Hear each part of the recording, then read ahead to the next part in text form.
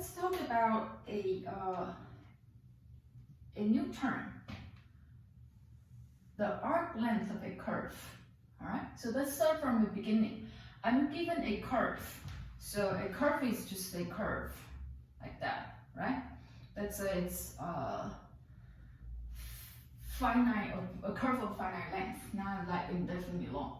All right, and the trace of this curve is being described by a vector valued function of t, and we have the function being defined on the closed interval from a to b. So that's what this line says. Let C be a curve given by a vector valued function defined on a closed interval ab. Okay, so what does that mean? That means I started with t equal to a at the point r of a, and as t increases, the point just keeps moving until up here when t reaches b. Then this is where our b is. Okay. Now I have a curve, and I can talk about the length of the curve, and because this is not a straight line, it's a like arbitrary shaped curve, so we use the terminology arc length. Okay, so if the total length of this curve or the total moving distance of this moving object is denoted by the symbol L, the number L, which is the length of this curve, can be computed by this formula. Okay, so when we have a vector valued function, you know how to compute its derivative, right? You do component by component derivatives. Then with this, you know how to find the length of this vector. So now up till here you have a vector, initially you have a vector valued function. Okay, and once you take the length, now you have a scalar valued function. Okay, so for example, if r of t is equal to t squared t cubed, then what is r prime of t? R prime of t would be 1, 2t, and 3t squared, right? And then by the definition, we know how to compute the length. So the length would just be the square root of 1 plus 4t squared plus 9t to the power 4. So you can see what I mean, that this guy is a vector valued function, and this guy is a scalar valued. Okay, so if you plug 1 into t, r prime of 1 is the vector 1, 2, 3. And if I look at the length of r prime at t equal to 1, then I plug 1 into this. So it's 1 plus 4 plus 9, and that's root 14.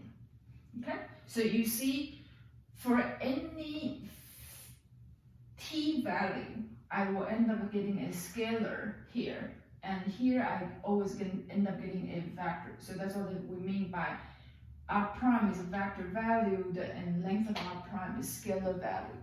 Okay, so now you have a scalar valued function. Next thing you do is you then integrate this scalar valued function, okay, from a to b. And the notation looks complicated. However, this is nothing different from the integrals you were doing in Calc 2, okay? So you did a lot of practice like this, integrating f of t or f of x from a to b, right? So now it's the integrand has a complicated looking name, okay? So it's length of r prime t versus f of t. But you see, in this example, if I try to integrate the length of r prime, I'm gonna just simply plug this into the integral.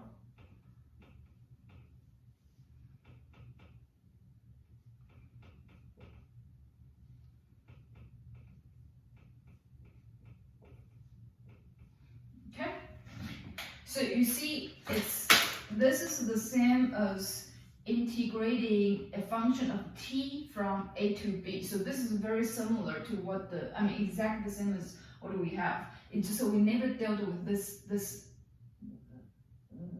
particular function before, and we will not be dealing with this particular. So don't freak out if you don't know how to do this integral. Okay, just an example explaining that to find the length of the curve is no more complicated than doing the integrals you handled before in Calc 2.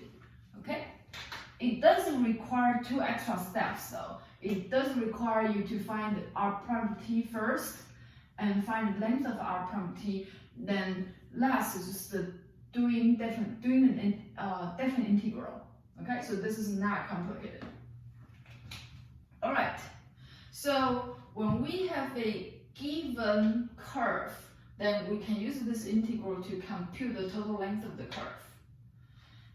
We can also say, what if I just want to know that starting from the initial point and at any given time t, I will end up here, right? So this is r of t. And I only care about the length from the initial point to where I am. Okay, I only care about this, the length of this segment.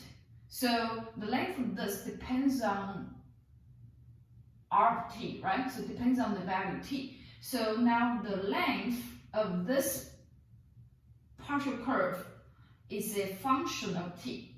So with the t with t being a number, you might be here. With t being a different number, you might be here, and then you will have a different curved segment. Therefore, you would have a different length, right? So now we are gonna use the same formula, but with little change. So now this is a arc length function. Okay, it's a function of t. At any given time t, you can talk about the length from the initial point to the location where the point is at time t. Okay, so now let me first do change of variable. So don't worry about the t here. Just look at. Oops, I have a typo. So now I just change the name of the variables here. Okay, so I replace t by u. Okay, so I can write L to be the integral of r prime of u du. That's what I was doing, replacing t by u. Okay, but still I want to have this extra freedom. I don't want to integrate this function all the way to b. I only want to integrate it until like where the point ends, right? So this is a generic t. So I'm gonna start from a and integrate this function all the way to whatever time t you give me, right? So it's a parameter that the user or other people can choose. And so you can see that now I decide that the time will start from A to a given time t, then this would be, using the formula, this would be the length for the partial curve, the arc length for the partial curve, right? Okay, so now I just call this integral as function s of t, okay? All right, so you can see as an example, when t equals the end point, I have s of b, and that is the integral from a to b of the length of r prime. I keep writing t, okay? And you can see if you compare this to this, what you get is really just the whole arc length of the curve, which makes sense because now the point that you have is all the way to the end of this given curve, right? Okay, so we're gonna see examples about how to compute arc length and arc length function.